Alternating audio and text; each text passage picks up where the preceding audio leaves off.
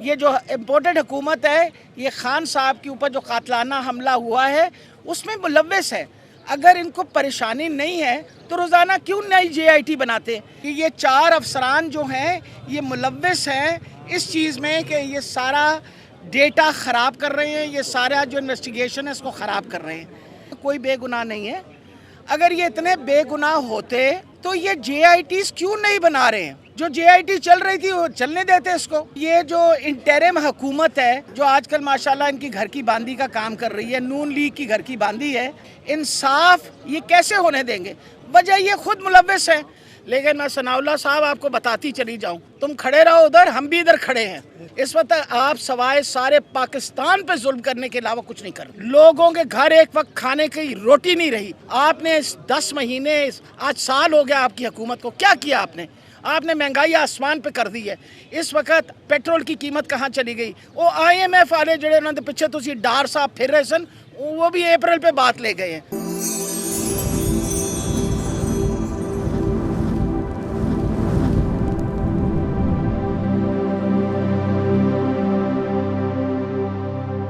सालम महंगाई इम्पोर्टेड हुकूमत हम लेकर रहेंगे, हम छीन के लेंगे, हम छीन के लेंगे। तेरा बाप भी देगा, नवाज भी देगा, शहबाज भी देगा, मरियम भी देगी। पाकिस्तान इमरान खान, इमरान खान कौन बचाएगा पाकिस्तान? इमरान खान, इमरान खान तेरी जान मेरी जान, इमरान खान, इमरान खान।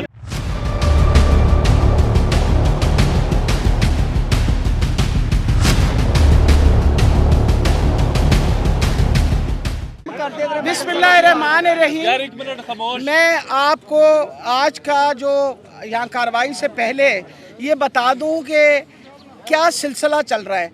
आपके सामने है वज़ीराबाद में खान साहब के ऊपर कातलाना हमला हुआ।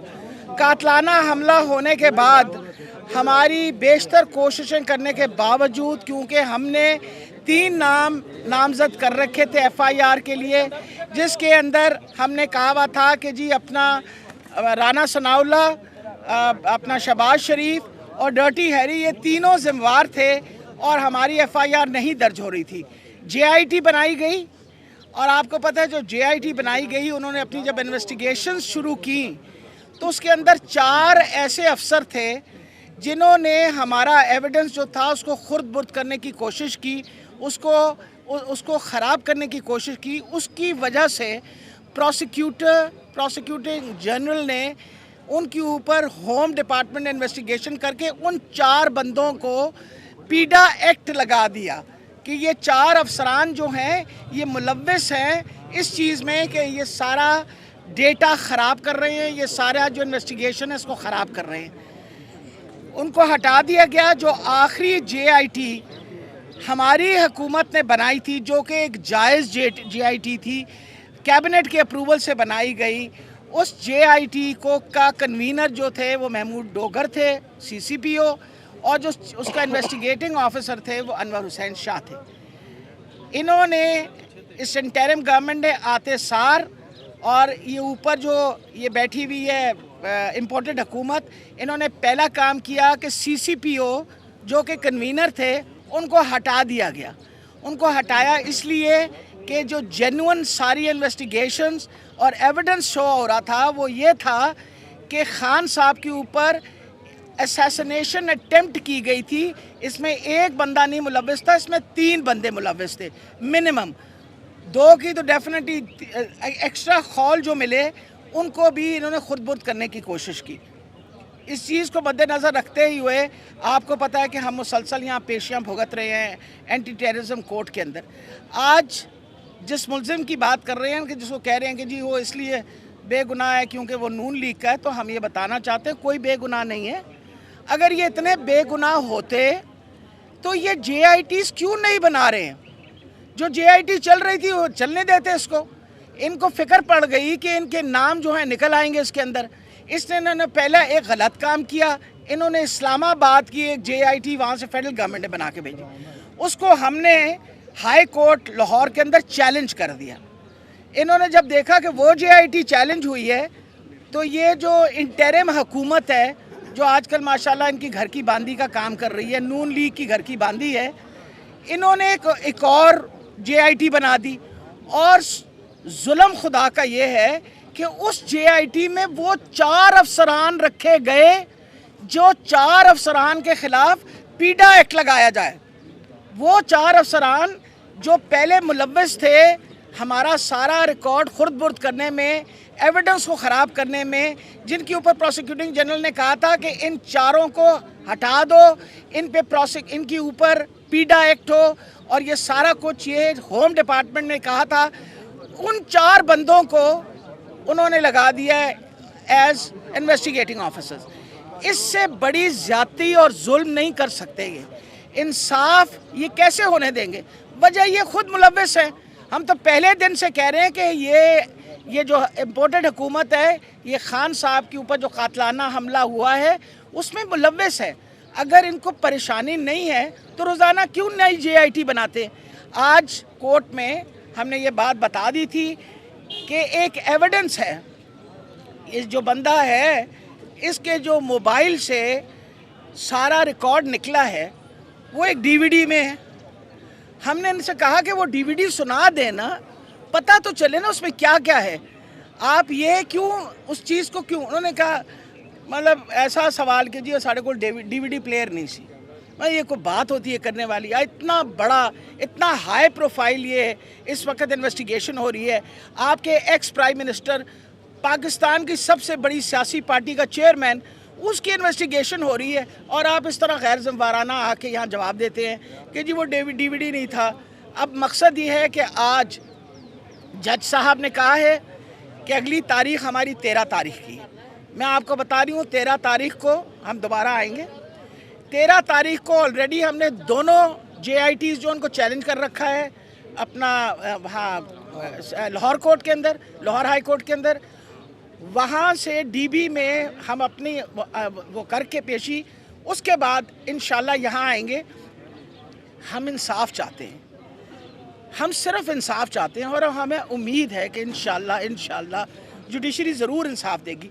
वजह यह है कि आप लोगों का एक मकबूल तरीन लीडर, लोग जिस तरीके से खान साहब से मोहब्बत करते हैं, आपके सामने हर रोज़ एविडेंस होता है इस बात का। ये उस बंदे के ख़िलाफ़ कातलाना हमला करके अब इसके ऊपर पर्दा डालने की कोशिश कर रहे हैं। तो ये हम बताते चले जाएं कि इस केस को हम हरगिज़ नहीं छोड़ेंगे। हम पूरी कोशिश करेंगे कि पुरानी जो JIT है, जो जेन्युइन JIT है, जिसका कन्वीनर जो है वो डोगर साहब हैं, वो दोबारा बहाल करके, हमें तो कोई तुक समझ ही नहीं आई कि आपने क्यों वो ख़त्म की, और डोगर साहब को क्यों नहीं लगा रहे। डोगर साहब को इसलिए नहीं लगा रहे कि इनको पता है कि he has the right evidence. ये अपना एविडेंस छुपाने के लिए इस तरह की होछे हरकतें कर रहे हैं, होछे हथकंडे हैं इनके। ये इंटीरियर मिनिस्टर तो वैसे माशाल्लाह आपको पता है कातलाना तबीयत रखते हैं, तो जब इस तरह के कातलाना हमलों को छुपाने का इनको पुराना तरीका आता है। लेकिन मैं सनाउल्लाह साहब आपको बताती चली जाऊँ, तुम खड़े रहो उधर, हम भी इधर खड़े हैं, हम भी इंशाल्लाह इंसाफ लेंगे। इमरान खान के लिए ज़रूर इंसाफ लेंगे। तुम गोलियां चलाओ और उसके बाद तुम कहो कि हम भोले हैं, हमने तो कुछ नहीं किया, और रोना पीटना इस तरह डाल रहे होते हैं जैसे पता नहीं क्या जुल्म उनके ऊपर हो रहा है। इस वक्त आप सवाए सारे पाकिस्तान पे जुल्म करने के अलावा कुछ नहीं कर रहे। लोगों के घर एक वक्त खाने की रोटी नहीं रही। आपने 10 महीने, आज साल हो गया आपकी हुकूमत को, क्या किया आपने? आपने महंगाई आसमान पे कर दी है। इस वक्त पेट्रोल की कीमत कहाँ चली गई? वो IMF वाले जड़े उन्होंने पीछे तुसी डार साहब फिर रहे सन, वो भी अप्रैल पे बात ले गए हैं। आज डॉलर की कीमत फिर आसमान पे चढ़ गई है। पाकिस्तान डिफ़ॉल्ट की तरफ जा रहा है, और ये हमें अपने लल्ले तल्लों के साथ इनका ख्याल है कि हम कहीं चले जाएंगे। हम मौजूद हैं, खड़े रहेंगे, और इंशाल्लाह इमरान खान साहब के लिए इंसाफ लेके जाएंगे। बेटा रैली तो होगी, और इंशाल्लाह खान साहब की हिफाजत पूरी कोशिश करेंगे, उनकी हिफाजत हम भी करेंगे। मेरा ख्याल है कि डोगर साहब की हिफाजत के लिए तो मेरी ऑडियो वही बहुत अच्छी है। सुनिए ना ऑडियो, तो मेरा ख्याल है that should be good enough to understand कि मैंने क्यों उससे पूछा था कि आप कब लग रहे हैं। वजह यह है कि हमारे JIT के लिए सबसे अहम बंदा जो है वो डोगर है जी। देखिए जी, इंशाल्लाह इलेक्शन क्यों नहीं होंगे, पूरी पाकिस्तान का ये डिमांड है, और आपको सुप्रीम कोर्ट ने ऑलरेडी कह दिया है, उन्होंने बाकायदा आपकी आइन की वो करते हुए, पासदारी करते हुए उन्होंने कहा जी 90 दिन के अंदर आपने इलेक्शन करवाने हैं। उन्होंने उनको बता दिया था कि आप प्रेसिडेंट साहब से बात कर लें। प्रेसिडेंट साहब ने 30 अप्रैल की डेट ऑलरेडी दे दी है और इस वक्त वो बेचारे अपने एड़ियाँ घसीट रहे हैं, गवर्नर साहब जो खैबर पख्तूनख्वा के हैं। लेकिन अल्लाह ताला खैर रखे। हमेशा याद रखिए, ताकत आवाम की होती है। हम तो कुछ नहीं कह रहे ना, हम तो कहते हैं इलेक्शन कराओ, आवाम को वोट देने दो, खुद पता चल जाएगा कि कितने पानी में हो। आर्मी चीफ साहब इसहाक डार साहब के साथ बैठे ना, तो इसहाक डार मुझे अभी नहीं पता इस्टेब्लिशमेंट के बंदे हैं या वो सियासतदान हैं, क्या हैं, आपको तो पता होना चाहिए क्या है। तो अगर सियासतदान के साथ बैठे हैं और अव्वल तो खान साहब ने कोई ऐसी ना जिक्र किया, उन्होंने ऑलरेडी तरदीद कर दी है, उनको करना करें, उनकी मर्ज़ी है। तरदीद हमने करनी थी, उन्होंने करनी थी, हमने तो ऑलरेडी तरदीद कर दी है। बाकी जहाँ तक ताल्लुक़ है, इस वक्त हम सारों को पाकिस्तान के लिए फ़िक्रमंद होना चाहिए। पाकिस्तान डिफ़ॉल्ट की तरफ जा रहा है, हमें हर तरीके से कोशिश करनी चाहिए कि इलेक्शन करवाएं ताकि पॉलिटिकल स्टेबिलिटी आए। पॉलिटिकल स्टेबिलिटी आएगी तो इकनॉमिक स्टेबिलिटी आएगी। तो आपका क्या ख्याल है, कौन हिफाजत देता रहा मेरा भैया? अभी जो 2 दफ़ा हम अदालतों में गए हैं तो कोई और हिफाजत दे रहा था, हम ही साथ थे, क्या हो गया? ओ चल